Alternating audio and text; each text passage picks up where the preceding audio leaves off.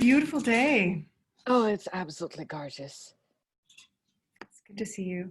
Oh, I've got my ABET background on.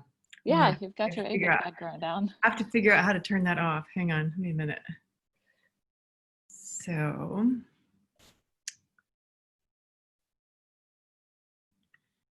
let's see. Let's go with none. This is ABET week, and they wanted us to have the ABET background. So now you got my living room. Nice. Obviously getting a lot of sunlight in there. Looks good. Yeah, I actually just opened the blinds. That's probably a little too much light. Let me change it. Oh, I thought it looked absolutely nice. I'm so pale. The more light there is, the paler I look.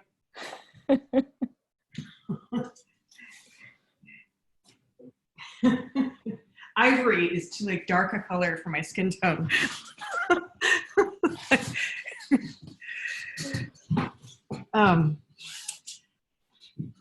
So how have you been? Good. Just, enjoyed the storms. It was very interesting. Enjoyed what? Enjoyed the storm. Was it 2 nights ago? That was pretty exciting. Tell you what. It was amazing. Yeah, we opened the blinds and, I got my daughter woke up because she was wondering what's happening. So we sat by the window and watched the lightning and try to sort of rationalize the sound and the torrent of rain that was falling. My dog gets a little freaked out whenever we have a storm. She doesn't understand it, Oh, it was loud. It was definitely loud. So I'm trying to remember because I always take notes and then I lose my piece of paper. You got your BS and MS at the University of Bangladesh. No, Bangalore, India. Bangalore, University of Bangalore. Yes. And then where did you get your PhD? I got my master's and PhD in Texas. And what? Oh yeah, and you go ahead and tell me where it was. All right, so I got my undergraduate in electronics and telecommunication in Bangalore, India. And I always joke that that's where your Dell customer service calls go to. And I got my master's and PhD in electrical engineering from University of Texas, Arlington, of course, in Arlington, Texas. Awesome. And you were working on biomedical projects, but you'll tell us a little bit more about that. Yes. It was inadvertently biomedical, is what I call it. Oh gosh, no, I put on my special jacket, so I'm wearing my mission. Oh, look at you. One of my pins. I know, every now and then, once a week, I'm like, all right, I'm gonna pretend like I'm going to work. Oh, I left mine at home because I've been going to Zoom meetings from home. I usually hang it because it's magnetic. I hang it on my cabinet and I'm looking for it. I don't have it here. Are you at work? Yes. We've had some internet issues after the rain. So I was like, I'm not taking chances. I'm going to show up at the office and use the bandwidth. It has been a bit hit or miss, I hear. I'm going to try to turn it's been the entire Eastern Seaboard. Spectrum's been having issues over the entire Eastern Seaboard. So. Well, and I hope, so I thought I had a failed modem. Router. Router. Yeah, it was Spectrum. Router. It was Spectrum throughout the entire Eastern Seaboard. It was ridiculous. No, and I had to do a whole bunch of resetting and rebooting. All right, so we've got quite a few participants already. Let me take a look. Hello, attendees. We have 9 attendees, including one of our future students whose name I recognize, which is the same name as my sister. And yes, it's good to see you guys all. So I got a pretty overwhelming response to should we continue these in the fall? And I actually had one alumnus tell me that that this has transformed how they spend their Monday evenings. Oh, very nice. And I was like, well, is the time frame good? He says, yes, just make sure it ends before Jeopardy. Which is at 7:30. So I'm like, yeah, well, we've been wrapping up by, the latest one has been around 7:15, I think. So yeah. And usually it's a question and answer that, takes up most of the time after the That's talk. exactly what happens. That is exactly what happens. If you just want to attend the talk, then it would probably still be okay. Brian, did you get power out at your house as well? Or was it fine? I don't think anybody was spared. Yeah, we lost power. I was out of town this weekend down visiting my aunt and uncle in Iron Mountain. But yeah, I came home to have to reset a number of clocks. So. Yeah, no, my husband has some really nice record equipment. And so I had that all unplugged. I just don't trust, it's hard to, it's just too hard to replace that really old equipment. Oh yeah. With tubes and things like that. So I think it's just better to unplug them when there's a storm. Yeah, we learned our lesson after our first storm here in 2015, I think, or 2016, blew out our fridge at home. Ooh. So I was like, I'm done. I'm not taking chances anymore. So we see a little bit of light flicker. If there's a storm, we just run around unplugging everything because we want to keep them safe. Gosh. When I was a little girl and into my teens, we spent summers on one of a place called Bundy Hill, which is in the lower Catskills of New York. Not that far out of New York City, honestly, only about an hour in the Poughkeepsie area. Oh yeah. But it was the top of the hill that my grandmother owned, and it was about 40 acres or so. And she had a kind of like a regular house, and then she had what was called the cottage, and then there was the cabin, right? And the cottage was where Mom and Dad and the youngest child slept out on the porch. And then the other three girls, we were all girls, we slept in the cabin up in another hill. And but I remember there was one afternoon thunder shower, maybe 3 or 4 p.m. You know how they kind of come in the evening. And it was, like pop, and if you've ever been so close to it where you can actually hear it, yeah, and then then like you can actually hear the lightning coming through. I don't know what the noise is, but I remember hearing this, and then and seeing an arc of electricity or something going from one plug to another in this cottage. And like it was the most terrifying thing. It was yeah, I think it supposedly had a grounding rod and all that kind of stuff, but right. Yeah. Lightning hits that close, and it had hit a tree quite close to that particular cottage. Oh, so wow. Kind of comes out of the ground and just, I don't know. I mean, do you sort of like think back and go, wow, that could have been worse, Yeah, I mean, electricity is kind of a freak, look at you, you're the electrician, electronics person, and person. Probably because I'm scared of it, A healthy respect, yes. Yes. One of my advisors would always say that you always specialize in something that you're afraid of because you want to learn more about it.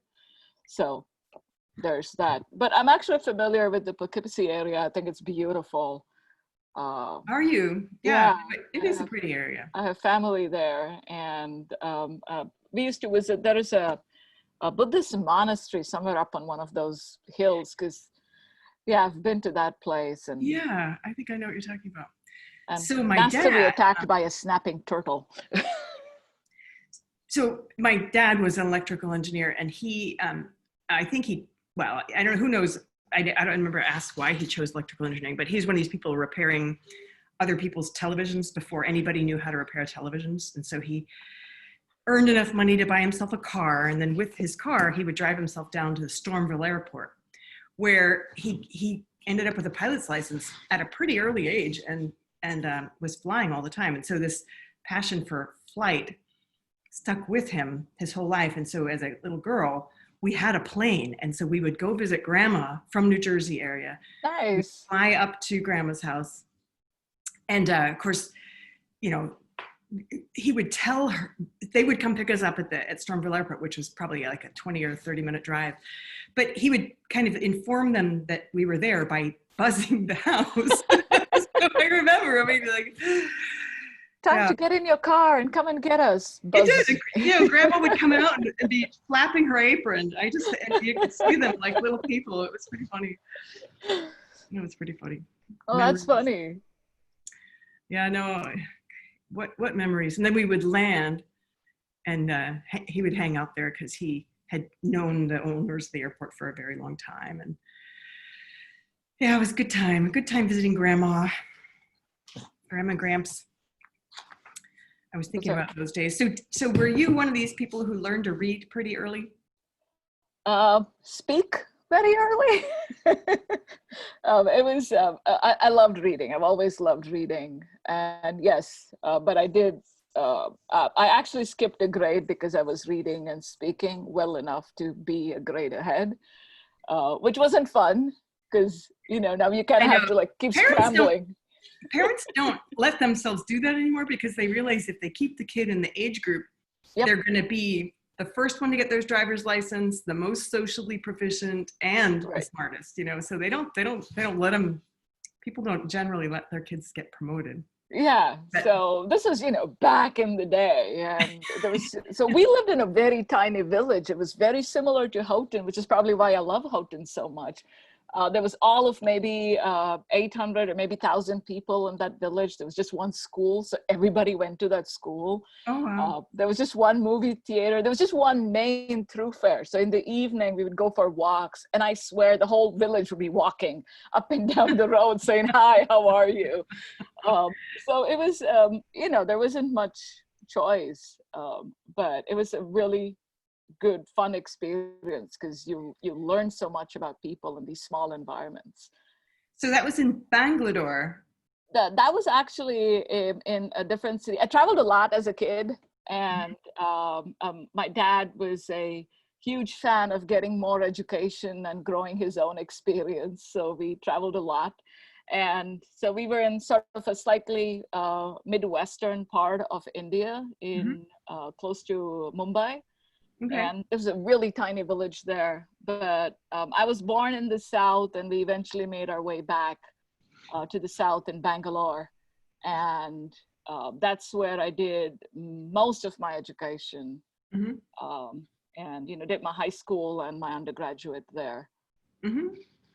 So it's, you know, I was part of a small town, went to this big city all of a suddenly, and it is a little bit of an adjustment. I kind of feel that way when I visit Chicago or Minneapolis now. You know? Oh my goodness. I just did a 2-day adventure in Chicago where I drove on Saturday. Wow. Left around 3. It was like a kind of something came up pretty quickly where I needed to go. And then kind of pulled in around 10:30 or something like that, and got a hotel, and then I left the next day around 3 and came back, or maybe a little later. But we pulled in here at 2 a.m. Wow! But the whole, you know, it's like just country ride, no traffic, and then the closer and closer you get to Chicago, the more, you know, like I kept clenching my fists. I'm like, yes, white knuckle driving.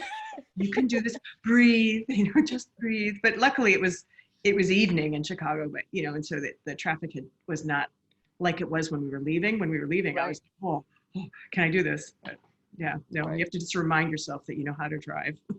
True. Yeah, it's because I learned to drive after moving to the U.S. and I learned in Texas. Oh, so, good. Oh boy, you know, I know. That's a busy place to learn to drive. Yeah, no, people in Chicago, they were like, people were just going like in and out of lanes and across 3 lanes, you know, just like I was. And my first 3 months in Michigan were a little bit of a trial in driving because, you know, I was doing the Texas driving. If it says 45 miles, you got to go 60 miles, you know? So I got here and I was like, well, 45 miles means 45 miles, you know? So I got a little bit of getting used to. But yeah, it's, I think Chicago, New York, and anywhere in California, I find it very hard to drive. I'm not comfortable. I like to know, like, if I know the road terrain, I'm a much more comfortable driver than trying to, you know, navigate pretty quickly through the lanes. So it's actually nice. I like to study the route before I go, and, you know, and kind of have a written blueprint so that I can refer to that. And then I also try to have the voice of my little, you know, GPS, iPad or whatever, iPhone telling me what to do. Yes, what to do. I know. They're getting better. They tend to say things like stay in the second lane from the right or whatever, so they are getting better. It's very funny when you try to go through roundabouts in Wisconsin, because it'll be like, take the second exit, and you're going, well, do you count the one I'm on as one and take the next one? Or do you start from the one that's empty and you take the next one? I think it means go straight. They should just be like, go straight through the roundabout. But they've actually improved that. I think it says go around and continue straight. That's what it says now. Oh gosh, I did. I lived in Australia for 1 year. Wow. Actually, what part? Closer to 2 years. I was in Melbourne. Oh, nice. And so they drive on the other side of the road. Yep. I don't know whether it's right or wrong, but that took some getting used to. And then going through a roundabout from that side of the road is quite the experience. Yeah, we have roundabouts in India as well. We just call them traffic circles. I don't remember how I went about those. But I have family in Melbourne as well. How about that? What side of the road do you drive on in India? We drive on the left, so it's also the opposite side. Okay. So yeah, we kind of, I guess we go around this way instead of this way. Yeah. I remember the first time I went back home from after coming to the US, it was like 6 years later. So I was in for a lot of culture shock when I went back to India. And the first time I got into the car, I started yelling because I thought people were going to hit our car and we were in the wrong direction because, we were on the left side. No, it is.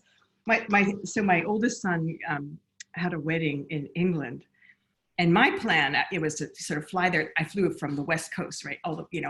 And so I'd been flying for 24 hours or something, but my plan was for him to drive. But then when we realized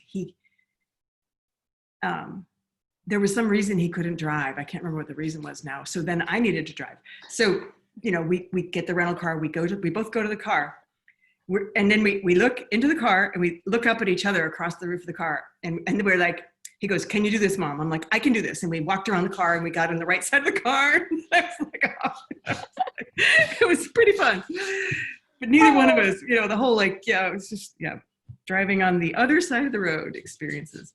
I forget which it was, but there was this comedy movie where this person from a right side driving country, I think it was from the US, is in the UK and decides to steal a car and gets into the car and he's like, where's the steering wheel? Because it's on the other side. Yeah, nice job. Oh gosh, well, we're coming up on the hour here. So I just want to kind of greet our panelists and viewers. And so you are the third from the end, Dr. Rao. I don't know, we've been actually kind of going for about 2 months now. And so I first want to thank you for being our next webinar panelists. I appreciate your time and preparation for this. I want to thank all of our viewers. It's been interesting because we have different sets of viewers, but we also have some pretty extreme regulars. And I was going to pull some statistics. I'll try to show them to you next time, but we have, I think it's about 20 people with actually kind of quote unquote perfect attendance, and then another 20 or so with like 7 out of 8 they've attended and they've probably watched the webinars of the other ones. And so it's just really nice. It just really helps create community which has been helpful to me and I think to our Mission Tech family in the strange times that we're living in. So thank you, audience, and thanks, of course, again to Sue and Bryant, who are always here. And so as we get started here now, these are every Monday nights at 6 p.m.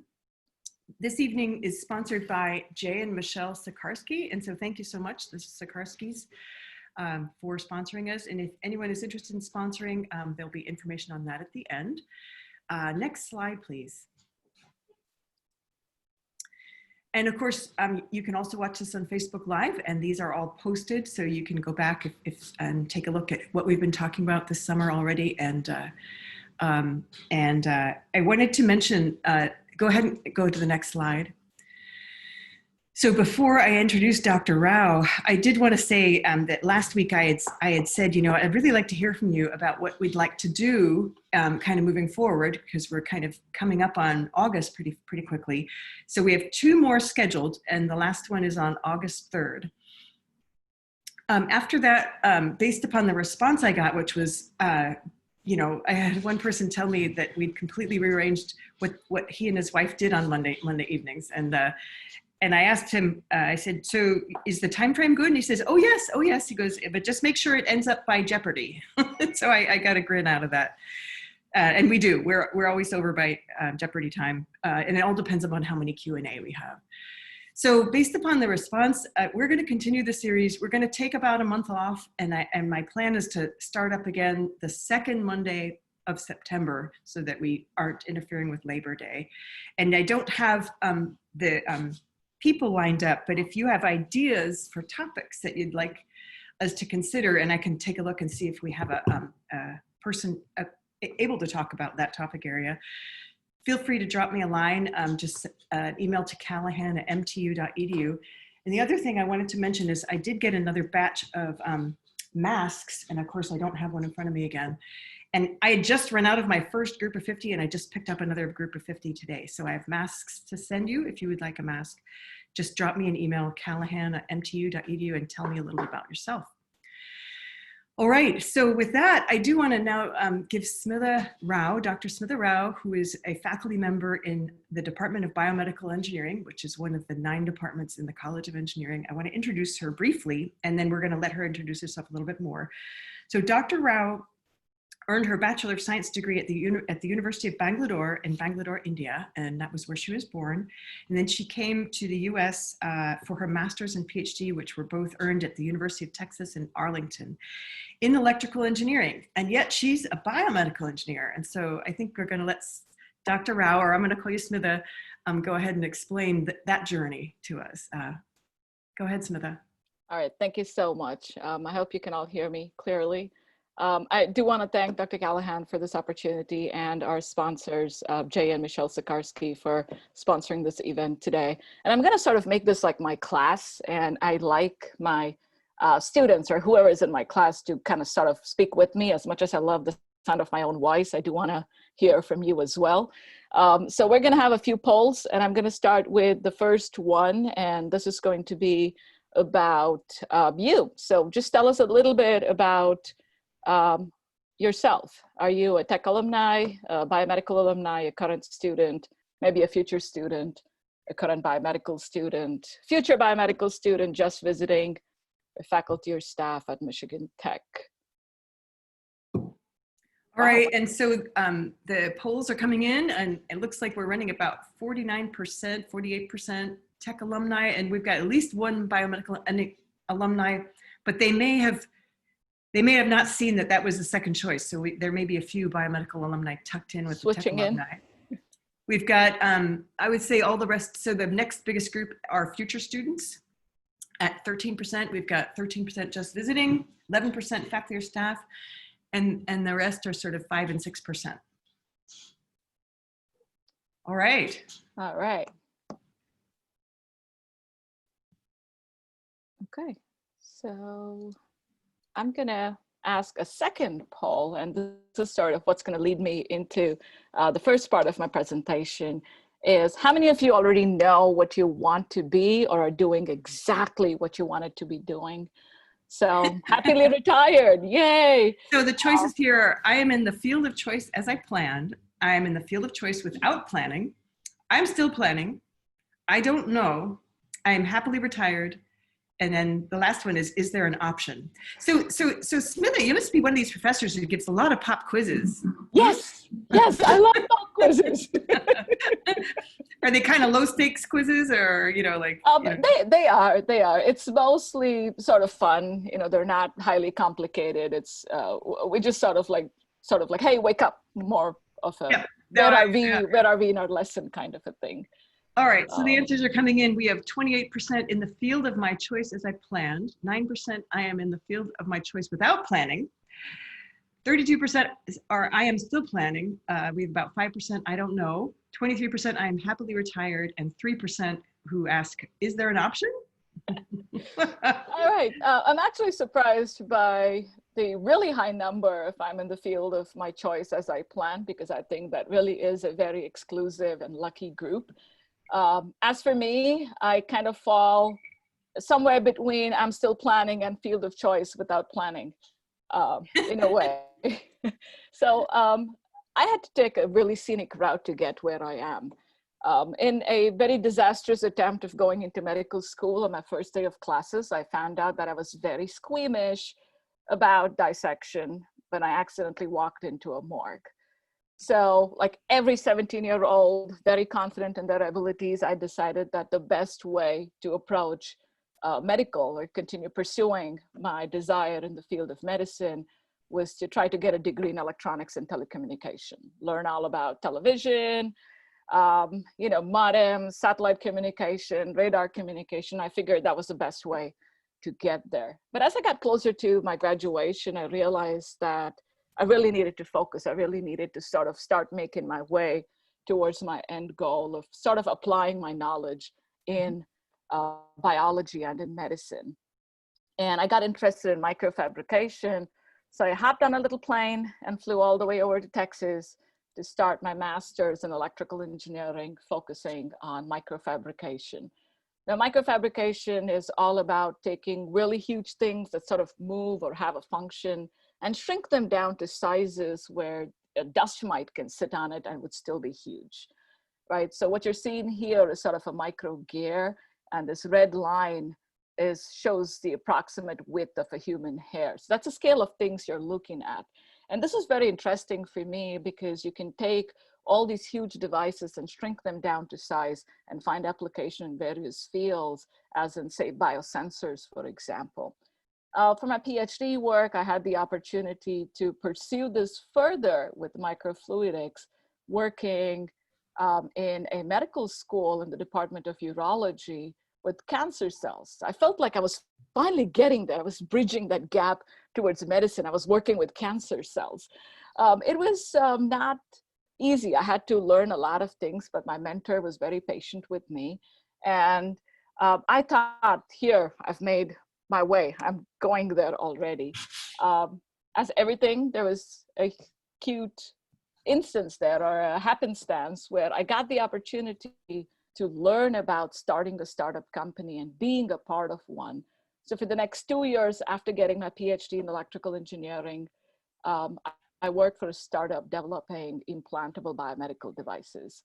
I did learn a lot. I met a lot of amazing people. It was a great experience, but I realized there were a few things missing, and that was that I really loved the university environment, just being on a campus and working with students.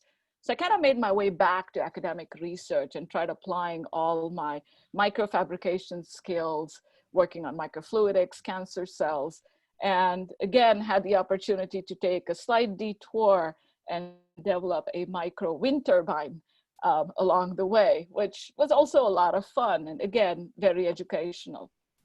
What I found out was that I really wanted to have my own research lab. I really wanted to teach and I wanted to work with students in my lab. And that's when I realized that I want to be in academia. So, very quickly after undergraduation, in about 15 years time, after getting my undergraduate degree, I finally realized what I wanted to be when I grew up, and that was be in academia. So that's right. So in 2015, I interviewed in Michigan Tech in the middle of the Winter Carnival. This was one of the sculptures from 2015. Beautiful. And decided that that was it for me in Texas after 14 years. And I'm going to embrace the 200+ inches of snow in Michigan and move to Hawaii. No, and that we do have a custom of interviewing all our candidates in the month of February, pretty much. And so it's either right before Winter Carnival or during Winter Carnival or the week after Winter Carnival. So I interviewed the week after Winter Carnival, and it's like a fairy wonderland up here. It is amazing, but getting there feels like 15 years is a very long time. But when I look back, I don't think I would change anything. I learned a lot. I met amazing people. I get some crazy ideas and research just because of the experience I've had, or that's the way I look at it. And I think being able to lean on all of these experiences is really what makes biomedical engineering so much fun. Because again, pop quiz time. Oh, here we go. Third quiz. You're hitting our record for quizzers. Awesome. I got to make some records here. So I just want to take a quick poll on what is biomedical engineering? Just get an idea of where you stand on what is biomedical engineering. So the options are, it is a field of study that A, combines biology, medicine, and engineering. B, applies engineering in biology and medicine.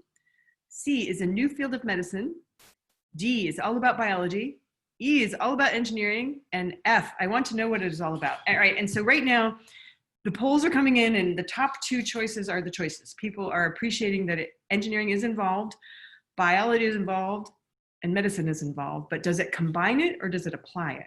That's sort of the question. So we got 36% who say that it combines it and 61% that say who applies it. So what's the answer? What's the answer? All right, so it was a trick question because when you look at the application, it combines it in some cases and applies it in some other cases. So both of you, both the groups are right. So it gives students anxiety when you give them something where you're not sure. They know that when I have questions like this, both of them will get credit. They know that. They learn this about you pretty quickly then. They do. I'm easy that way. But again, biomedical engineering does combine engineering principles and applies it to medical and biological sciences. It helps us design and create equipment, devices, softwares, and tools that you can apply in healthcare, in medicine, biological research, biomedical research, and several other areas of science. And what's obvious about this is the fact that it's multidisciplinary.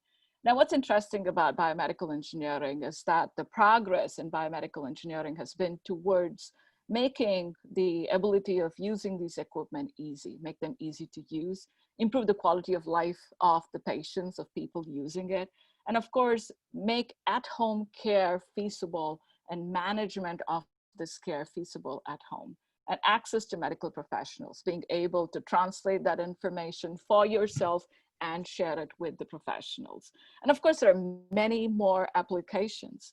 Now, when you look at biomedical engineering, there are a lot of research work that has been done, and this field has grown very rapidly. It has seen a huge amount of dramatic changes. So, another poll coming up. This question. You have broken the record, I think, at this point. So this is, go ahead and launch the next poll, Brian. So this question asks, what medical procedure is being performed here? And so it looks it's got a lot of glass tubes and looks like distillation columns, or I'm not sure quite what's going on there. All right, so the options are. It's from 1924. Oh, there we go. The options are heart surgery, brain or neurosurgery. I don't know what that means. It should be brain or neuro. Ah, okay. We forgot both ends there. Kidney dialysis, blood pressure measurement, or not a medical procedure. Oh, so, it's coming in heavily at 57% kidney dialysis, 7% think it's heart surgery, 15% think we're measuring blood pressure, and 21% think you're pulling their leg. I'm not that mean. The correct answer actually is kidney dialysis. So this was the first, yes, good job. Bravo. This was the first kidney dialysis procedure in 1924 at a university by Dr. Haas in Germany. Now, wow. So when you look at the history of dialysis, this was way back in the 1920s, and it wasn't until the 1950s that a much smaller portable version was actually developed. And this was deployed during the Korean War. This is known as the cloth Brigham artificial kidney. And this had a sort of a smaller column to do the same thing instead of these nice long glass tubes here. And this is in the 1950s. With the introduction of modern digital circuits and improved manufacturing, you kind of see this 1970s model here, which has the same look as the current systems that you see.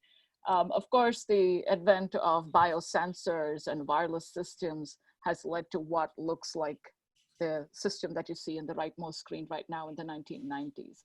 What's interesting is around the same time frame where this fancy looking system from the 1990s was being developed, a home hemodialysis system was also being developed around the same time. The first one, in fact, was approved in 1972.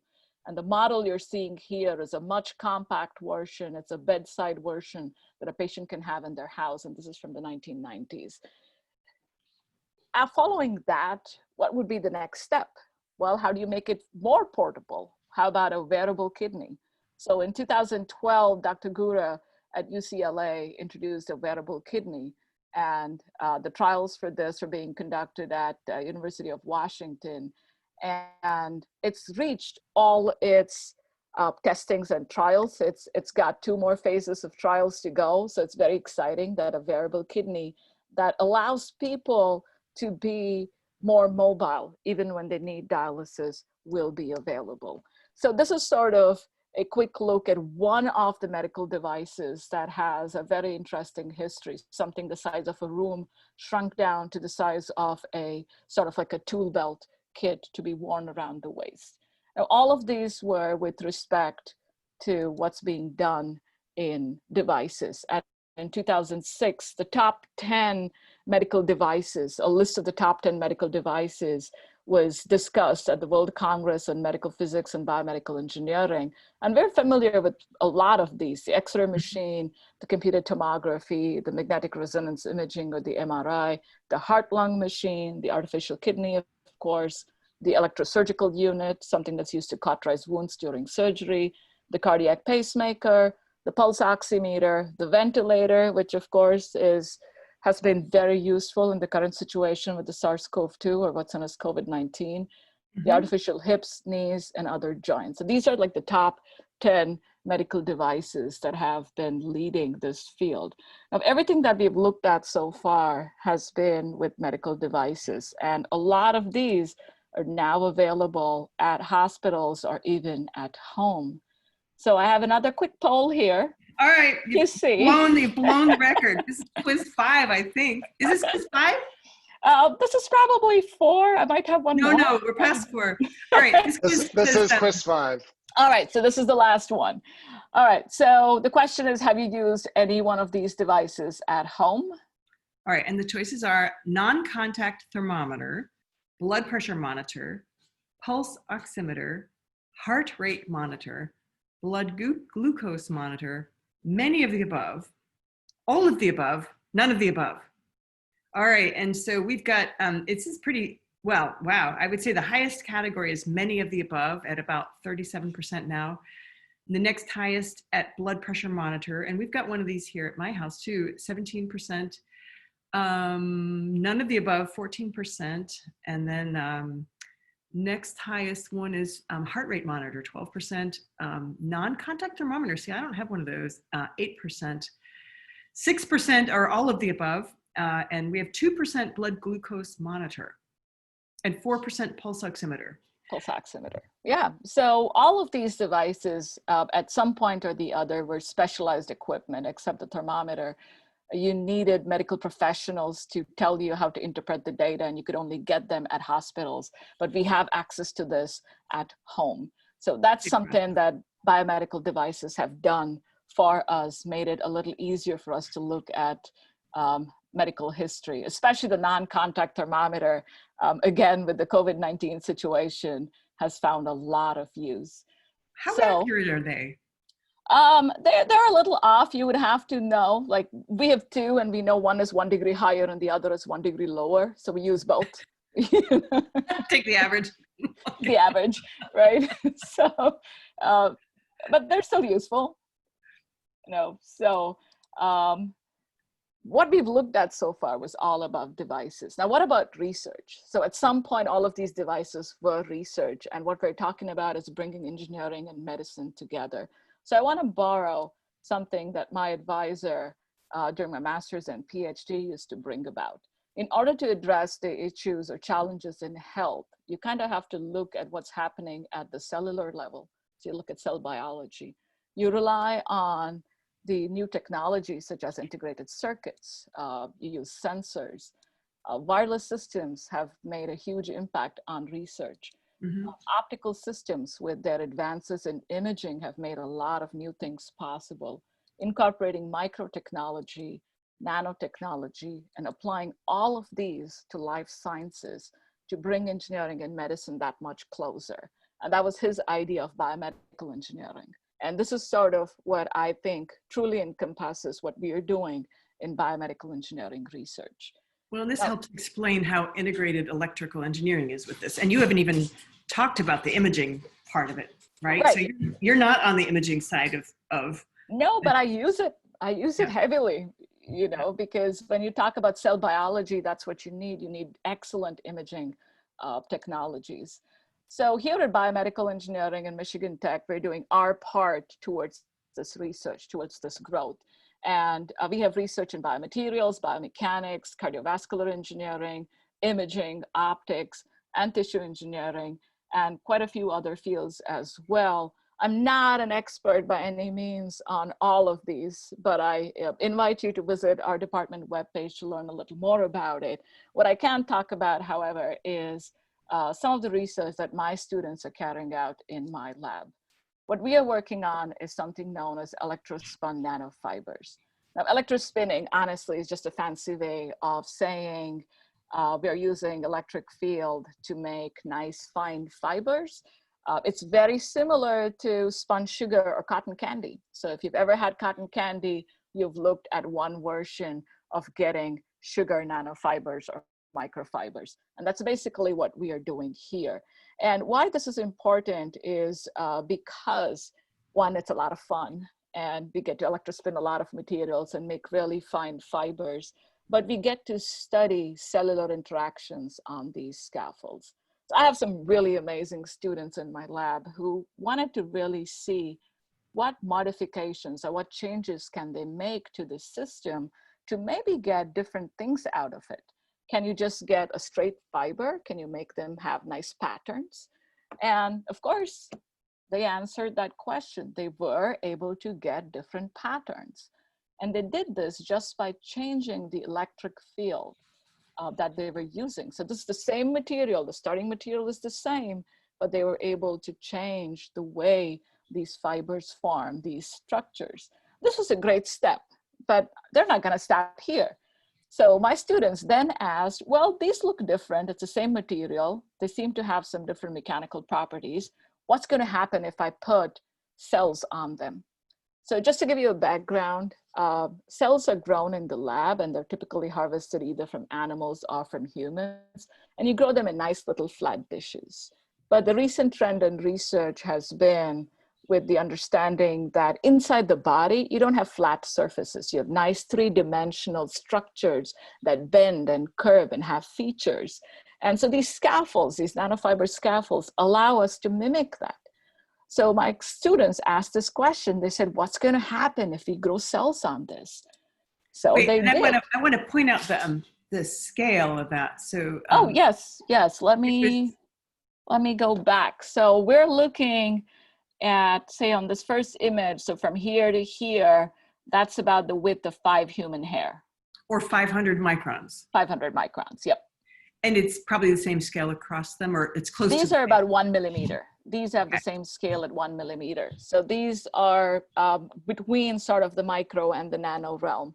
They're bordering that edge there, right? These finer fibers are in the nano realm. These were all imaged in the ACMA lab, I want to point out. Yes, they were imaged in the ACMA lab using the scanning electron microscopy, an amazing tool. And again, to answer this question, my students put some cells on those nice little scaffolds and put them in an incubator and watch them every day, right? So this is what the scaffold looks like when you're not looking at it under the scanning electron microscope. So optical microscopy? This is actually a cell phone camera. High tech, low tech, whatever. High tech, low tech bordering high tech, a really good cell phone camera, I imagine. But these are the patterns that we were looking at, and we were hoping that these would be nice hotels for the cells to go rest in.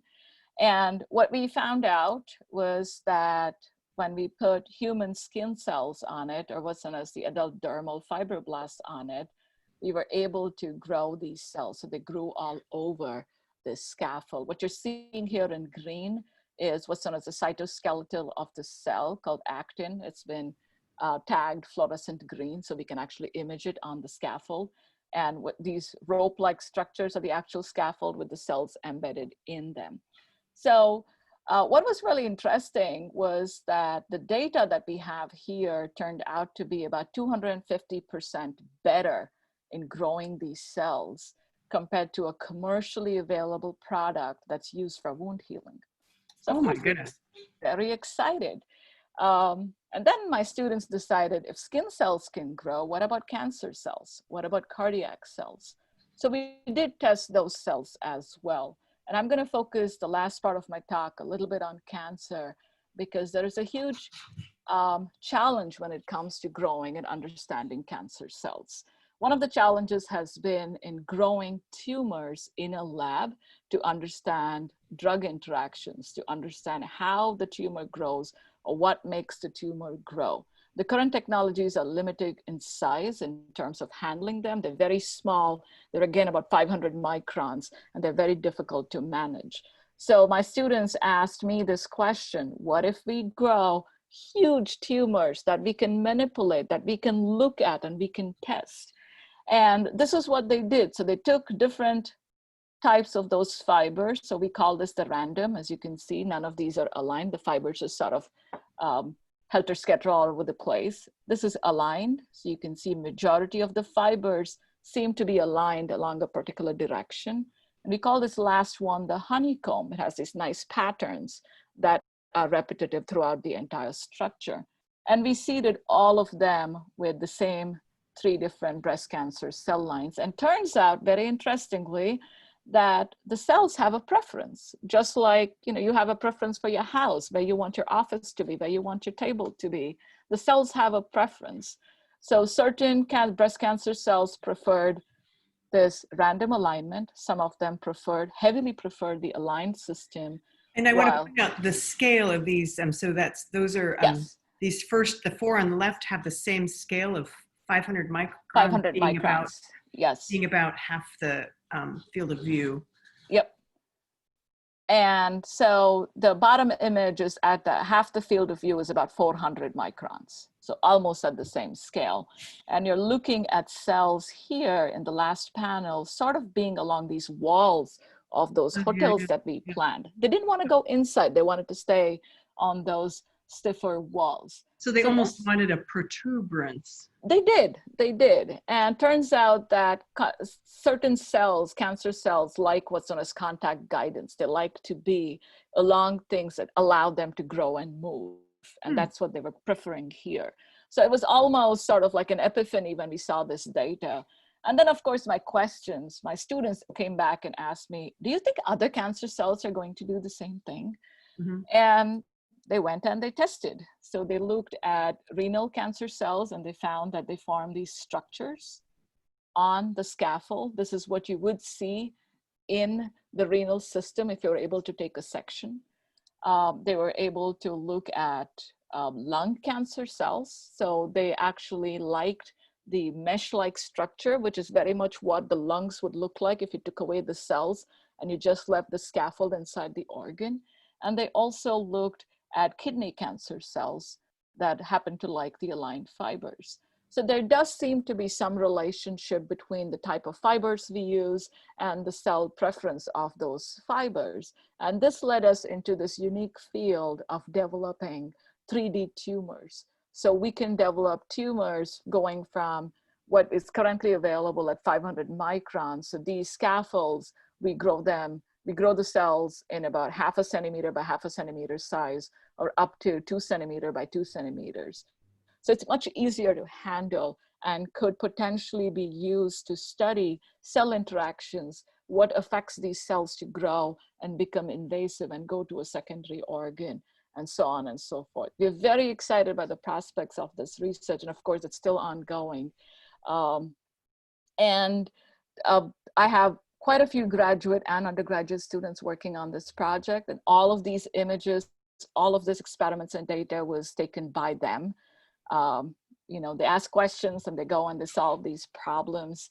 And so what all of this has done for us is that it's given us some idea of where we want to go in our research. We definitely want to explore how these scaffolds can be used for wound healing as well as for cancer research, because in many ways they are very similar to each other in terms of how cancer grows and how wounds heal. And that's sort of the niche that we are looking at and we're interested in.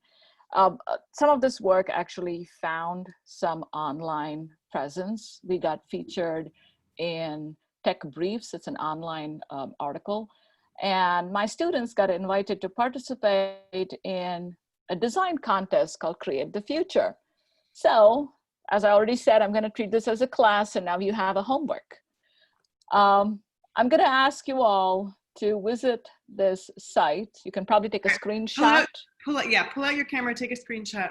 Take a screenshot of this, and please help us by voting for our entry here for the customizable tissue engineering. This is a vote-driven win. Yes. So it's partly vote and partly there is a panel, but we want to get all our tech votes in. So you can take a picture, you could send it to your people and they could vote. Please do. Please share it, and that's your homework. So what do you win if you win? Actually, I have not looked at it. You know, my students said they want to participate, and you know, we got the invite. I sent it out to them, and they said we'll participate, and we did. Good. So your entry is on based on wound healing. Cool. Yes. Very nice. So that's what we're doing, and that sort of brings me to the end of my talk. But I do want to acknowledge the support and help that we've received. The funding sources: Portage Health Foundation, the Tech Transfer Talent Network out of MEDC, Department of Biomedical Engineering, the College of Engineering, the National Institutes of Health, and the National Cancer Institute for their financial support. And of course, today's sponsors, Jay and Michelle Sikarsky. And none of this would have been possible without my students, undergraduate and graduate. And they find ways to work in the lab and perform outreach both within and outside Michigan Tech campus. And they find ways to make all of this fun. I must say, I do have a lot more students, but this photo session was sort of organized for very early in the day. So a lot of them didn't make it. But we do like to work with students, and this is true for pretty much everybody in tech. And I invite you to take a look at our webpage. Yeah, I know. Well, I agree. So do you want to go ahead and go to the next slide? I will do that. All right, so this prompts me to talk about a few things. So undergraduates do heavily participate in research at Michigan Tech if you are an undergraduate who might be interested in doing research. So it's up to you to take the initiative. Send a faculty member an email, introduce yourself, attach your resume, even if there's not a lot on it. And if you don't hear back from them, you know, knock on their door or just keep emailing them and just say, you know, willing to work for free, and nobody will say no to that. And after a semester or so of working for free, after you start, you know, being productive, often you end up with a job. So, you know, like it's kind of up to you to pitch yourself. And there's a lot of camaraderie in a lab, and so you become part of a group. And I was personally involved in undergraduate research myself. So while I'm still chatting, I want to encourage everybody to ask a question. Use the Q&A feature, which is down toward the bottom of your screen. If you pull your cursor down, the Q&A button should come up, and just start asking your questions. We have a policy of answering all questions, and that doesn't mean everybody has to stay till the end of all the questions, but you are invited to.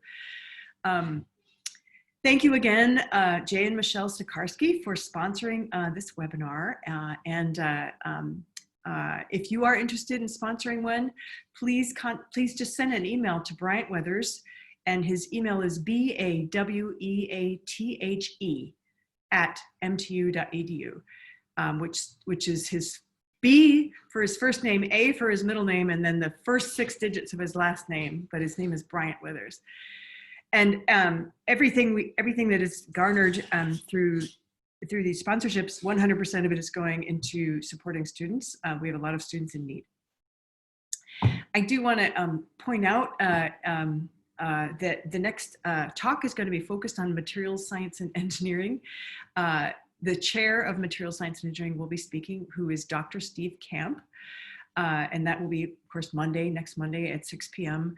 And he'll be talking about some of the pretty incredible materials science that's kind of been focused on the metal. I think he's going to be focusing on, well, who knows what he'll be focusing on, but I'm guessing he's going to be focusing on the metal part of the things in his golf bag. And I'm looking very much forward to that myself as a material scientist. So go ahead and go to the next slide, please. I want to just re-mention this in case you joined us late. So we had asked we'd asked the audience, should we be continuing this series? What do you think? And I really got a pretty overwhelming response. We would really like to see this continue.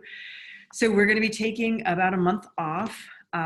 August 3rd will be our, so we have two more, Steve Camp, and then one more, and then that last one is August 3rd, and that's out of the Department of Mechanical Engineering. And then we're going to take a month off and resume the second Monday of September. And if you have ideas for what we might focus some of these talks on, please just feel free to send me an email to callahan@mtu.edu. And so I'm going to go ahead and see if we have questions. Thank you, everyone. We're at like 121 participants at the peak. We already have 13 questions here. So, all right. So I'm going to kind of read these off, Smitha, and I appreciate I thank you again. Thank you again so much. Thank you. It's been a pleasure to hear about your work. So this question is from Paul. My entire college career at Michigan Tech in the 60s was accessed from southwestern Michigan through Chicago, through Milwaukee, and on up to Keweenaw. Of course, no GPS, but we got to know the route by heart. So I think that's because I was chatting about driving from Chicago. Yeah. No, it's actually, you can get back and forth in, 2/3 of a day kind of thing, and pretty interesting. All right, so John, this question is from John. Understanding the current state of technologies, what do you predict will be the technologies 10 years from now, which may have a positive disruptive effect to dramatically change the biomedical industry? For example, artificial kidney. That's a really amazing question. And typically I do get this question in my class as well. And I always ask my students, are you a Trekkie or a trooper? And because a lot of the research that we see, when you talk to people, they will always say, in Star Trek, you had the tricorder, or you had the little laser tool that would cure everything, or you could 3D print tissues. A lot of that is available right now or is in different stages of growth. So as far as disruptive technologies, I think shrinking things down to smaller sizes, making them wireless, making them accessible at home is still going to be the driving force for the next few years. The challenges, of course, are going to be on how do you make these systems safe? How do you prevent external access to the information on these systems? So we're going to see a little bit of an iteration in developing devices such as those. But I would personally like to think that having a tricorder that could detect diseases and environmental contamination in the palm of my hand is my ultimate goal. I don't know if that's going to happen in 10 years, but I would love to see that happen in 10 years. I'll tell you what, though, the medical field turns on a dime. And then the next best thing that comes out, the doctors just use it, right? And whatever the old thing was, whatever it was, whatever angioplasty device it was, now that there's the new drug-eluted, stent or whatever, they all just flip to that, so it's pretty dramatic. When you think about it, 10 years ago, somebody told you could get your ECG on your wristwatch. You would have been laughed out of the room. Pretty fun. All right, so this is from an anonymous attendee. What is your favorite research project you have done so far? Oh, that's a hard one. I mean, you don't ask somebody who's your favorite child, they'll never tell you the truth. But I did have a lot of fun working on all of the micro devices. They're very challenging because for one, you can't see them unless you put them under a microscope. So you can process them, you design them, you process them, and you take it to testing and you put it under a microscope, and it may just be a flat piece of silicon because you kind of breathed hard on it and the whole thing flew away. Or you squished it when you were transporting it from one place to another. So all of those micro devices were probably my most favorite projects. I really enjoyed that challenge. Very cool. Jerry asks, what is the material used to make the scaffold? And I think I want to add an add-on question to that. I think, because I would like you to, can you say a little bit about the COVID-19 research you've been working on? Sure, absolutely. Thank you so much, Dr. Callahan. So the material discussed in today's talk was actually an FDA-approved biocompatible polymer known as polycaprolactone, or PCL. It's very commonly used, and that's what we've used in this research, partly because we already knew it was biocompatible, so we didn't have to address that challenge to try to figure out whether cells would survive or not. But one of the important or interesting things that came out of all of this work was that there is a huge industry of electrospun nanofibers that are actually used in the filters that are used in the N95 masks. So a lot of the electrospinning systems that are out there have been repurposed or have been used to make these filters. And here at Michigan Tech, Dr. Callahan and the College of Engineering has given us the opportunity to participate in a similar endeavor. I have a doctoral student who is working on developing these scaffolds as a fiber mesh that could potentially be used as filters. And that's using polyvinylidene difluoride, or PVDF. Its natural properties make it easy to stop the viral particles because it's extremely hydrophobic, so it's going to stop it. And by making it nice and tight spun material, you could potentially filter them out. And this is what's used in the N95 masks all over the world. And a second similar project is using the same scaffold material, but using inorganic nanomaterials to rupture the viral particles. And this is a collaborative project with a scientist over in India. And so both of them are, again, a work in progress. The PVDF scaffold for mask purposes is probably much closer in terms of being able to use. And we're looking forward to getting those tested in the near future. No, very good. And you know, during the shutdown, it was only the projects that were actively working on COVID-19 research which were allowed to do research because it was considered essential. All right, Amy asks, what was the mini wind turbine used for? It's a great question. I wanted to know that myself. Good job, Amy. Just to give you a little bit of context, I took that project on more as a challenge. It was something I wanted to do as a graduate student, and 10 years later, I had the opportunity and I said, why not? And I did it. And again, you do something and it has an application. Everybody wants to know what the application is. And as you can tell, I move my hands when I'm talking. So I was doing that, but I had my phone in my hand and I was standing outside my advisor's office.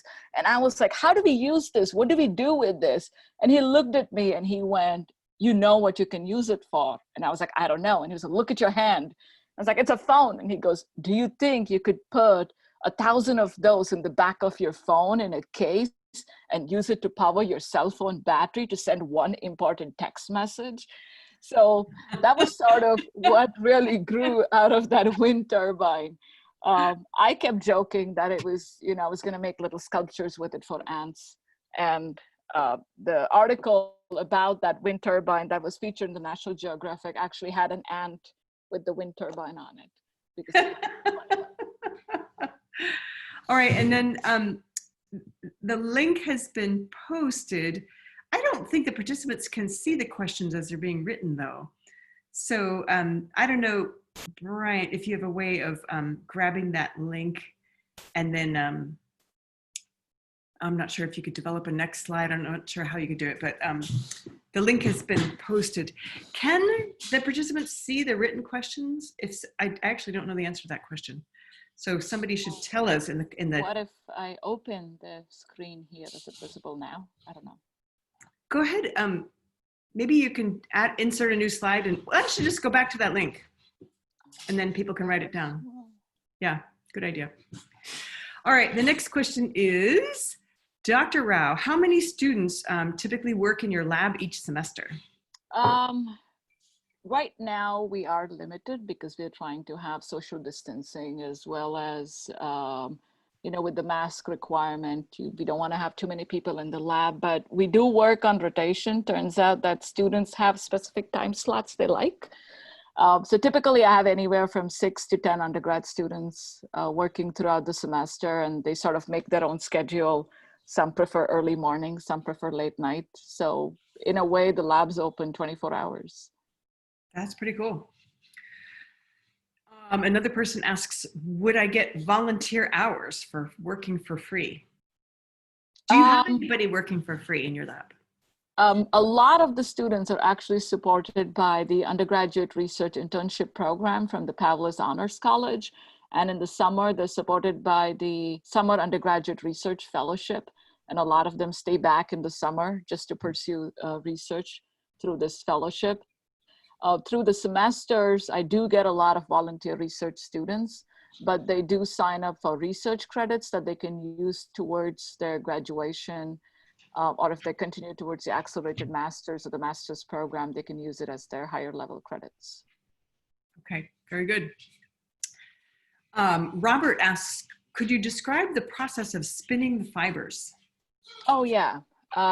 So if you've ever watched a cotton candy machine, and how it's rolled, how the fibers are rolled on that stick. And I'm going to try to go back here to that little cartoon of the electrospinning system. So if you will, if you imagine this as the little barrel in which the cotton candy is spun, and this little cylindrical system here called the collector is the stick that's used to spin the fiber. And at the top here, we actually have a little syringe that releases the polymer in a solution. So as the droplet falls out, there's an electric field here, and we rotate this collector. So just like spinning the cotton candy, and this collector is going to start turning, and this fiber starts rolling onto this collector. And that's how you end up with something that looks like this. As you can see, this picture is actually taken on that collector. I was going to say, it looks cylindrical. So, yes. Does the initial rod texture or surface affect the texture? I'm so glad you asked that question. Because scientist, I can't help it. And this is something my students actually worked very hard on. What's typically done is to get those patterns, you would actually put something underneath with that pattern already there. Uh-huh. The challenge was that if you want to have, again, when you look at the human body, if you look at the tissue, it doesn't have a single layer. It's got different layers, different shapes. It's got, if you look at layers of muscles, you're going to have some of them aligned this way, some of them aligned perpendicular to that. So if you try to change that structure midway through your electrospinning process to mimic it, it's almost impossible to do that. So what my students did here in this particular setup was without using a template, without using something underneath. So what's underneath actually is a simple aluminum foil on which we collect these scaffolds and we peel it off. But by changing that electric field, they can actually go from making it look like this to something aligned like this. So we can get layers with different patterns and mimic the 3D structure inside the body more clearly. Fascinating. Yeah, no, surface preparation is everything in material science. Yep. All right, let's see. What do you want to just repeat? You said the names of the polymers, but you said it pretty fast. What raw materials do you use to spin the nanofibers? All right, so the the scaffold material in this presentation was polycaprolactone, or PCL. It's a biocompatible FDA-approved material. For the mask for the COVID-19 research project, we plan to use polyvinylidene difluoride, or PVDF. So these are the two common polymers. You can also add other polymers to make them stronger, more elastic, but we try to focus on the biocompatible ones. Very good. What majors, Dr. Rao, are the students who work in your lab? Some of them are actually undecided because I do have students who start in their freshman year. Electrical engineering, mechanical engineering, biomedical engineering are probably the most common areas that I see sort of going through my lab. I've had one student from materials science who's interested in joining in the upcoming semester. But in a way, it's multidisciplinary, so everybody is welcome. Yeah. What has been the most challenging aspect of your research journey so far? When you think about research, it's kind of like a feeling like being a kid in a candy shop. So honestly, I think the biggest challenge is which one to make your priority and focus and not get distracted every day and keep pursuing others. But it's also challenging when you know you have a technology that has an application, but you're trying to address some minor issues in fixing or meeting those goals. And I think that's really the hardest as a researcher, telling my students that we're almost there. For me, that's the hardest thing to tell them is you're graduating, we're not there yet, maybe the next person. Mm-hmm. Yeah, no, so the next question is from Amelia. Does Michigan Tech's Biomedical Engineering program do anything with prosthetics, or do any other departments? Have any alumni used biomedical engineering abroad as a service project? All right, so as of now, as far as prosthetics directly, the short answer is no, but the long answer is also what part of prosthetics, because when you think about prosthetics, you could work on materials to make the prosthetics more lifelike, the outer structure. You could work on sensors to make them nice, touch sensitive. You're thinking of a prosthetic arm. You could make better motors and gears or micro gears and systems to provide better degree of motion to the system. So there are various aspects of prosthetics when you just think about it. So in terms of materials, we do have a huge field or a large number of faculty working on biomaterials that could potentially have application in prosthetics. Biosensors, definitely another option. How do you make it more sensitive? How does a prosthetic arm know not to squeeze a glass bottle or a plastic bottle so you don't have your juice spurting all over the place? So that is a huge challenge. As far as biomedical engineering abroad as a service project, we do have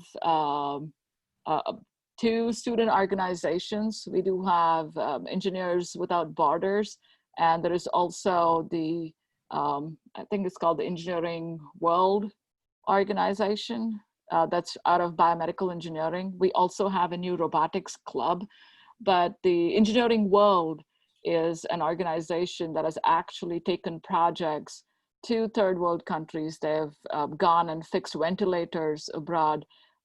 Enterprise projects have done that as well. So yes, the service projects abroad has been done. Yes, very much so. All right. Well, this is a tough question to answer. How soon will your research end up in the hands of other research to aid with cancer research and help them identify effective cancer treatments? So, of course, we want them to have it today, right? Yeah. We did share some of our scaffolds with other researchers to see how it would work in their labs, and we look forward to hearing their response to it.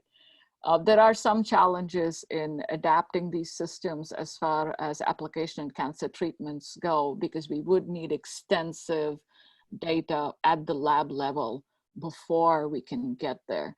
And as I mentioned, this is an ongoing work. We do have some preliminary studies And hopefully we can keep up the pace and get more data and get more people interested in the project and have additional information grow in from outside as well. Because there's only so many experiments we can do, but we can share this information with others. And that's also something we've looked at. And by using materials that are already approved for use in the body, right, it pretty much accelerates that. So there aren't, there aren't any novel materials, which slows things down considerably. Yep. All right, so let's see. Are you doing 3D tissue printing at Michigan Tech? Are you working on brain-computer interfaces? All right, so we do actually have a 3D bioprinter at Michigan Tech in the Biomedical Engineering department. And we've had some experiments going on with that and sort of making artificial arteries and 3D printing those using this system. As far as, I believe the second question was with brain machine or brain computer interfaces. And that is a very interesting field. And I'm going to digress here. If you ever get a chance, please take a look at either brain machine interface or brain computer interface and do a quick Google search for YouTube videos. You'll actually see that the first one that was successful was a patient, a quadriplegic, who used his eyes to move the game, the cursor on a computer just by thinking about it. And he played Minesweeper using that. But the current technology has gone beyond that. Right now they're looking at being able to move limbs and arms using brain-computer interfaces, and they're much smaller. It is possible. We don't have any active research group in that area, but one of my students hopes that the scaffolds would be a good starting point to grow neural cells and help with those interfaces.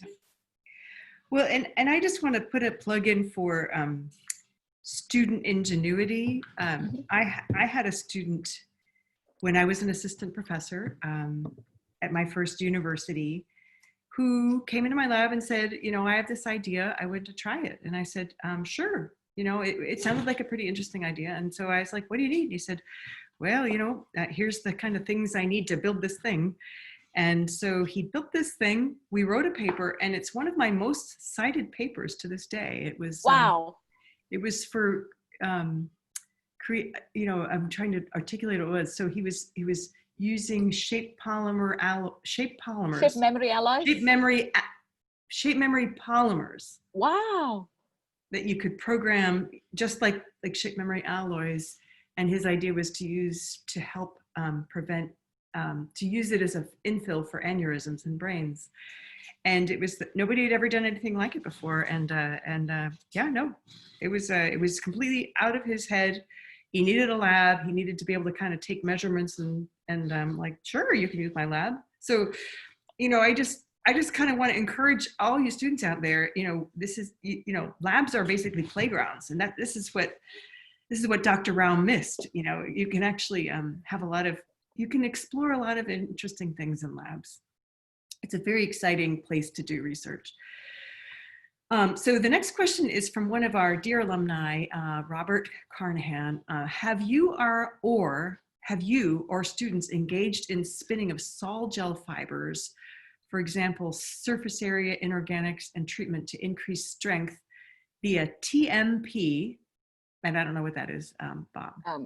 Are you referring to the trimethoprim used in electrospinning? Probably. Yeah. But I'm just going to go off on spinning sol gel fibers. So the polymers that we use are actually brought into a sol gel system using a solvent. And we have looked at reinforcing our polymers or changing their mechanical strength by adding other materials. So for example, we've looked at the PCl, the polycaprolacton with the polyvinylidene difluoride or the PVDF to give it greater mechanical strength. And recently an interesting project was actually brought to me by another alumni of Michigan Tech who asked me if you would be interested in using hemp fibers for electrospinning, because hemp fibers do have a lot of mechanical strength. We've also looked at incorporating carbon nanotubes into the fibers. That has been done before, but we weren't sure we would be able to manipulate the fibers with our conditions that we are applying. But changing the mechanical strength of the scaffolds is actually very important when you use it for cell culture, because in the body, not all the tissues have the same mechanical strength. The bone, for example, of course, is the strongest versus the skin that is more elastic. So you would have to meet those scaffold requirements, and manipulating the mechanical strength is probably the obvious way to do it. But I would love to look into the suggestion of looking via TMP or inorganics. Very good. I'm going to write that down. Oh gosh, so we're at the point right around on the hour where I usually just thank again the audience, and I let people know that we're going to continue to answer their questions. You've answered 15 questions already, Smitha, and we've still got quite a few participants, over 50.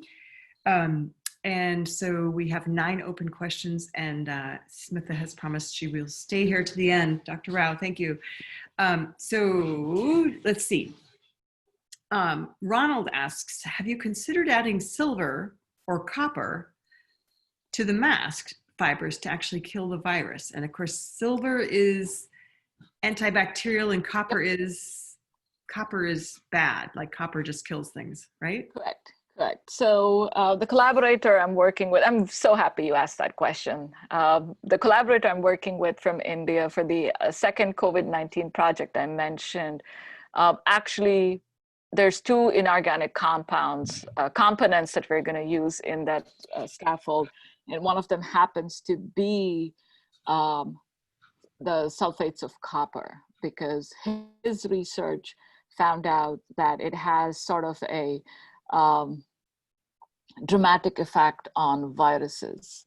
And he really wants to explore what's going to happen if you combine the sulfates of copper into the fiber. So as you breathe it in, would it be able to rupture the membranes of the viral particles? So he wants to use molybdenum disulfide and copper sulfate in his idea. And that's what we're looking at. Yeah, and so copper is something you could incorporate in a device that's outside your body, but you really wouldn't want to put copper inside your body, because it would cause your blood to clot. Am I remembering? Is that right? Right. It does have cytotoxic effects. And one of the challenges that we are anticipating is testing the mask. So one of the things you need to do when you test these scaffolds as a mask material is you put it under high pressure air, and you see how much air gets through. And if we don't do a good enough job with those copper materials, we risk releasing those copper materials through that mask. So while we're excited about using copper, we're also sort of being very careful on how much and how we're going to use it. Well, and silver is a very ancient, is it an antibacterial? It's known to have very good antibacterial effects. Silver nanoparticles have been incorporated in clothing materials. In fact, some of the masks out there that claim to be antibacterial actually have silver nanoparticles embedded in them. So silver nanoparticles have been in use and have been very effective as an antibacterial. And the Egyptians used this in their bandages, right? Right, yes. And we still have a silver nanoparticle infused bandages still available, actually. They're Band-Aids, right? Isn't there a kind of Band-Aid you can buy on the market? Yeah. At what year, an anonymous attendee asks, can you start undergraduate research? Can you start your first semester, or do you typically need to wait? Right now, I have 3 students who started in their first year. One of them started in the very first semester.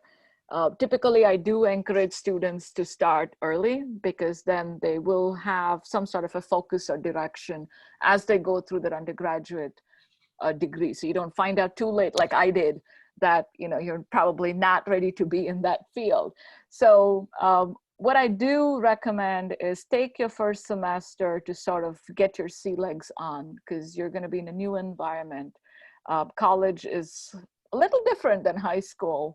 So you might want to take your first semester to know which professor you want to reach out to, and maybe send them a note saying, I'm interested in joining your research next semester. But start figuring out where you want to go in your first semester, and definitely you can begin towards the middle of your first year. Well, and this may be a weird year, you know, because we don't know we can't really predict the future, but we can imagine that it may not be a normal year. And so it will be challenging. Yeah, well, and so there's ways to begin with research without actually being in a lab, which is by, there's a whole bunch of literature out there. You know, there are published papers that intersect all across the thing, and professors are always wanting, you know, it takes time to identify kind of key papers, right? And so you might spend, like I might spend 10 minutes finding the one paper that I'm like, aha, this is exactly like what I was looking for. And it might take an undergraduate an hour or 2 hours even, but the more of these papers you look at, the more you start to build up sort of like a knowledge of the language of the field.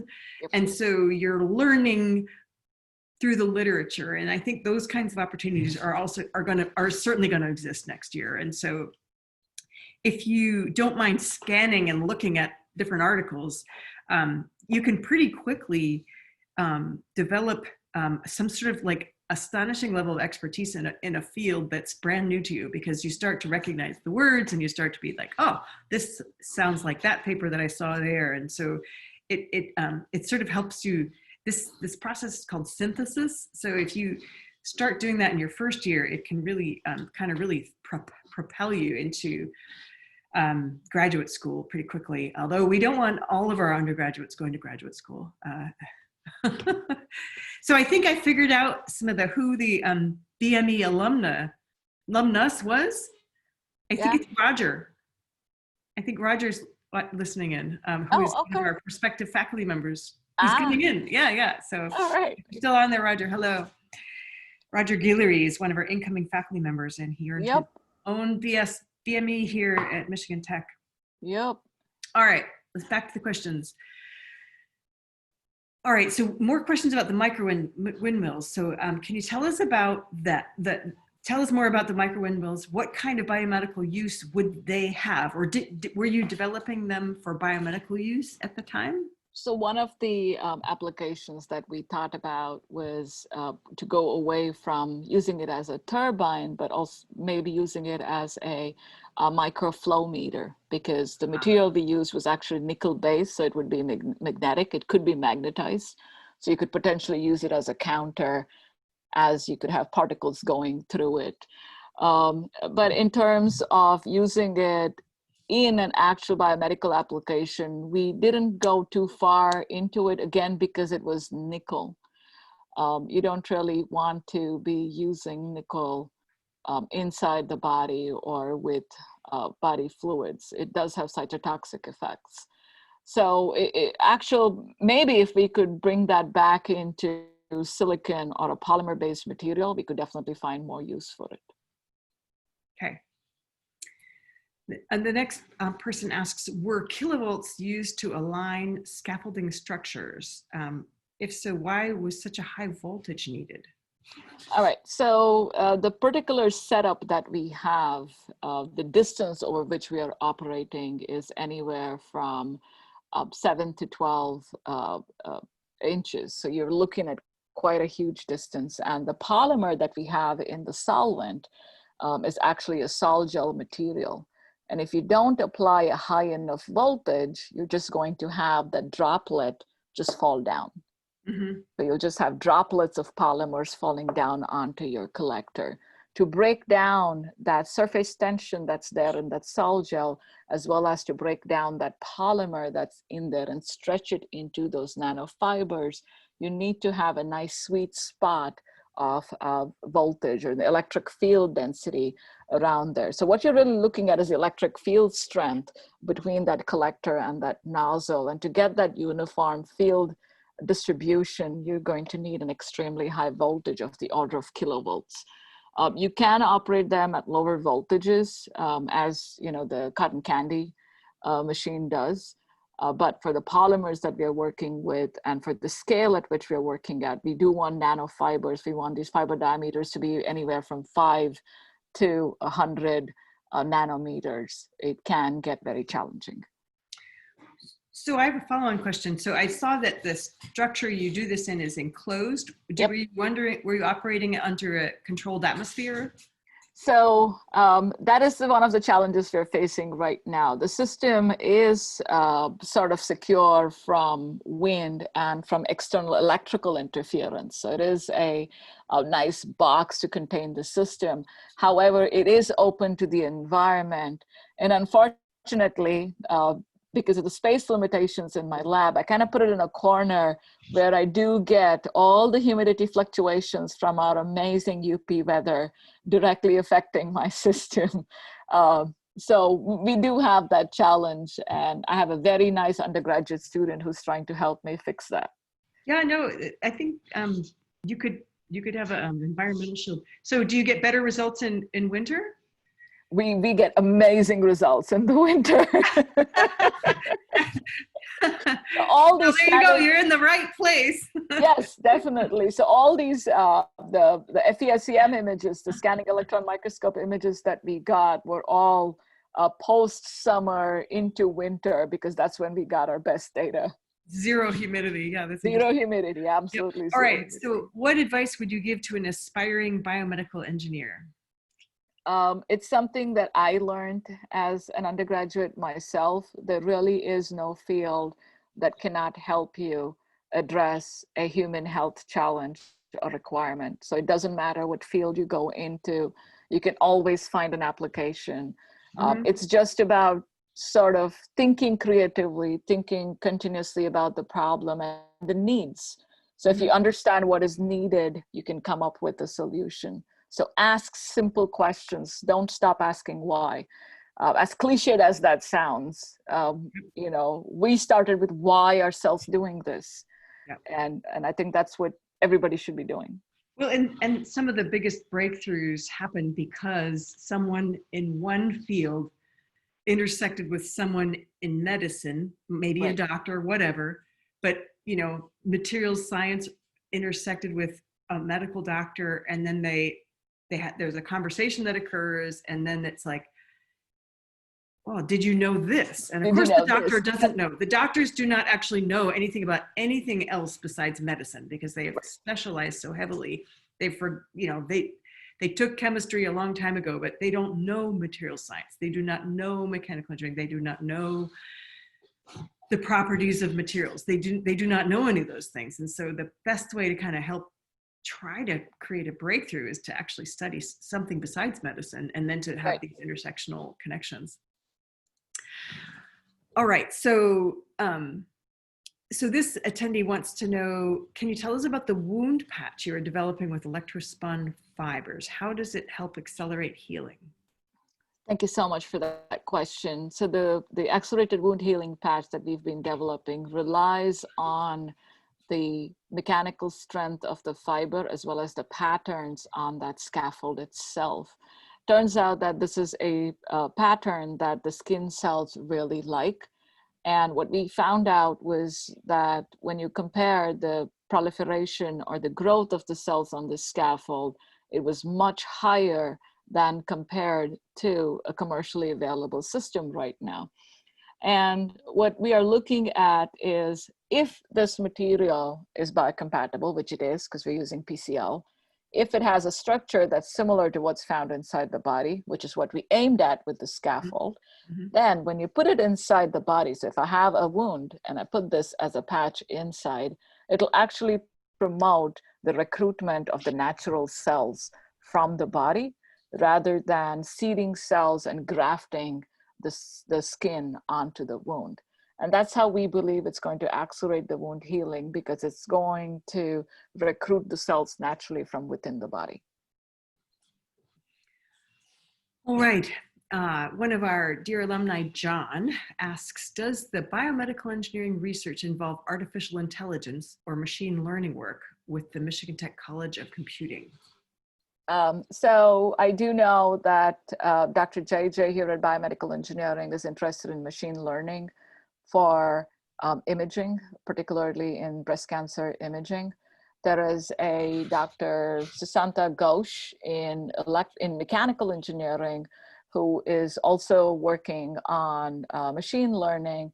And he recently submitted a paper where they were able to show that his approach to neural network improved the chances of identifying breast cancer pathology from the pathosamples. And I am actually trying to work with him on having him help us work with these images that you saw. What you saw here is one out of maybe 1,000 images. And I have undergraduate students who spend hours taking these images and identifying the cells and doing data analysis on them. So Dr. Ghosh in mechanical engineering is attempting to help us sort of automate that process. All right. All right. This next question is from Paul. And it's a great question. I was wondering this myself. Are there any health concerns to the researchers when they are working with cancer cells? So I'm going to tell you what my advisor told me my first time in a tissue culture lab. Being an electrical engineer, I was clueless. And I walked in and he said, "You're not going to do. I don't want you in here." And then he laughed and he said, "Well, you know what? It's a challenge. I'll turn you into a tissue culture engineer yet." And then he said, "These are cancer cells. What do you think is going to happen if I take this plate and drink it?" And I was appalled. I was like, "Oh my God, what did I get myself into?" And he was like, think, you know, biology. I didn't have an answer. He walked me through it. So taking these cells directly, if you do happen to spill them on your hand, hopefully you're wearing gloves, but if you do happen to spill them on your hands, they're not going to infect you or cause cancer just because of that exposure, mainly because these cells don't really grow on other surfaces. They have been treated to make them grow in the lab. They need very specific conditions to grow. So there's very little risk. The greater risk actually is from what is used to convert these cells to make them grow in the lab. So a lot of the time they use viruses to transform these cells, and which is why we work inside a tissue culture facility with a nice vented hood that is self-contained, so we don't have accidental spills. The chemicals that we use to grow these cells actually have more side effects. Some of them are toxic. Some of them, again, require viral particles to be added. They require growth factors to be added, and they can be harmful through contact, through inhalation, or exposure. And those are the challenges that we typically face working with cancer cells. Right. So we wear gloves. We have the appropriate ventilation. We wear safety glasses. All the personal protective equipment in a lab is a must when you're working with cancer cells. Very good. This attendee would like to know more about your research with Dr. Tanasova at Michigan Tech about right. I'm not sure about this. It's about GLUT5 activity in cancer cells. So this was a collaborative project with Dr. Tanasova, and in her lab, they developed these mimics that behave very similar to fructose. And in the late 90s, a group led by Zamora Leon identified that cancer cells, specifically breast cancer cells, actually have greater affinity towards fructose. So what they were looking at was, could you have these fructose mimics work with these cancer cells and what it would do? And Dr. Tanasova's group was able to prove that the fructose mimics that they had developed goes specifically through what is known as a transporter or a glucose transporter, what was given there as GLUT5. It's known as glucose transporter 5, which happens to transport only fructose. So we worked with them in obtaining some of that data with those cancer cells to prove that those mimics do in fact target these cancer cells and can do so in about 10 minutes. And we've also looked at incorporating those into our scaffolds to see if cancer cells would aggregate around that fructose mimic more than they would on the other areas. So, it's interesting, the fluency you have with this field, it's the kind of thing that's developed over time, and, don't be off put if you are, a prospective biomedical engineer. This is what getting involved in your first research project gives you. It's sort of a level of eloquence about an area.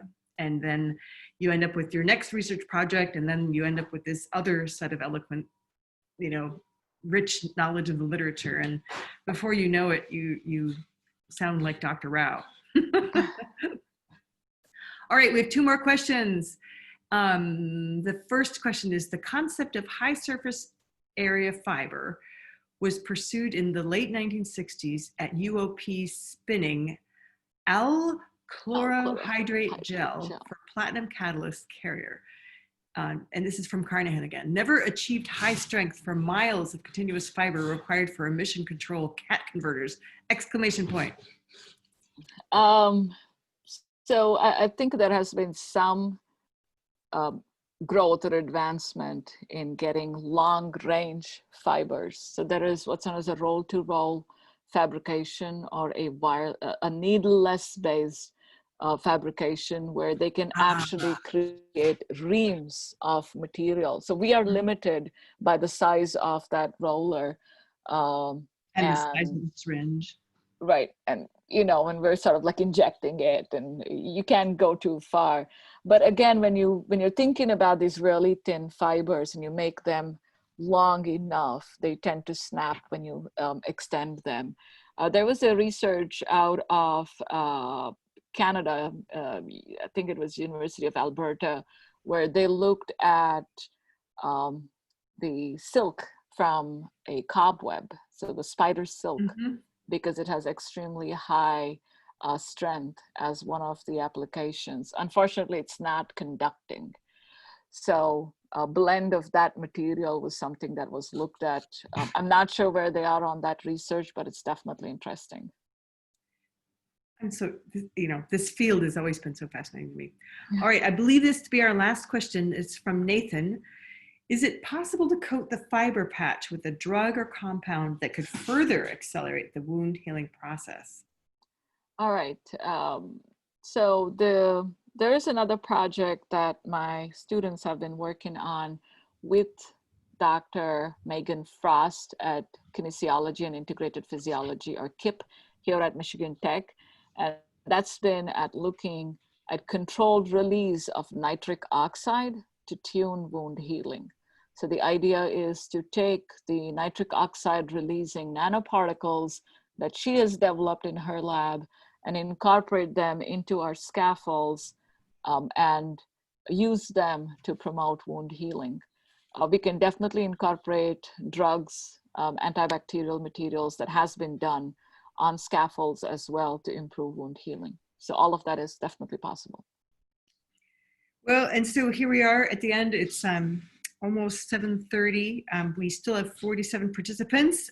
Thank you everyone who have helped us listen to answers to 26 or 27 questions in total. So looking forward to next week. Dr. Steve Kemp is going to be talking about the materials science and engineering in your golf cart. And so please invite your friends and colleagues to join us. Dr. Kemp is the chair of materials science and engineering here at Michigan Tech. And I need to thank you again, Dr. Smitha Rao, for giving us your evening, one of your beautiful Monday evenings this summer. And it was a beautiful day in the Keweenaw. I mean, it was actually 62 degrees last night when I woke up this morning. It was crisp and cold and lovely. And so it's the perfect summer weather as far as I'm concerned, where it gets cool at night and it heats to about 80 in the day, and it's just lovely. So Perfect weather to get your bike out. Yes, indeed. Yes, indeed. So have a good week, everyone. And thank you for joining us. Thank you, Sue and Bryant. Thank you, Smitha. Thank you, everybody. Thank you so much and have a good evening.